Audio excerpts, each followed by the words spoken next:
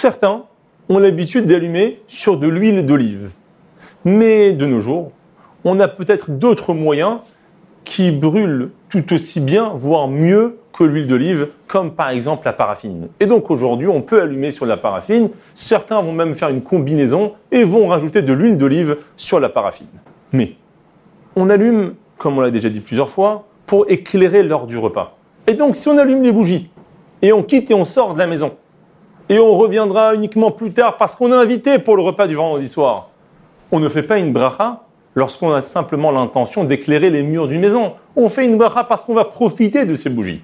Et donc la solution, c'est d'allumer les bougies de Shabbat avec bracha et rester sur place après la tombée de la nuit, de telle façon à ce qu'on profite de ces bougies pendant le Shabbat.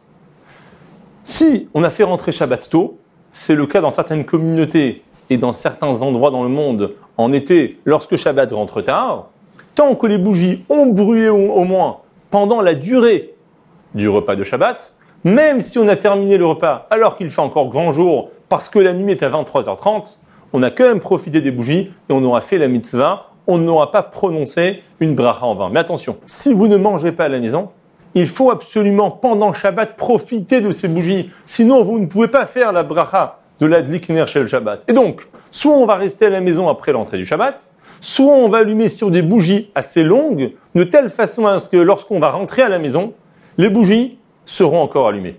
C'est la raison pour laquelle, le soir de Yom Kippour, où il n'y a pas de repas comme vous le savez, et en nombreux cas, la famille entière va partir de la maison et va aller à la synagogue pour la prière de Yom Kippour. On ne peut pas faire la bracha et revenir et retrouver les bougies éteintes. On ne peut pas laisser les bougies et faire une bracha dans ce cas-là. Et donc la seule solution, c'est de allumer sur des bougies assez longues, de telle façon à ce que lorsqu'on soit de retour de la synagogue, ces bougies soient encore allumées.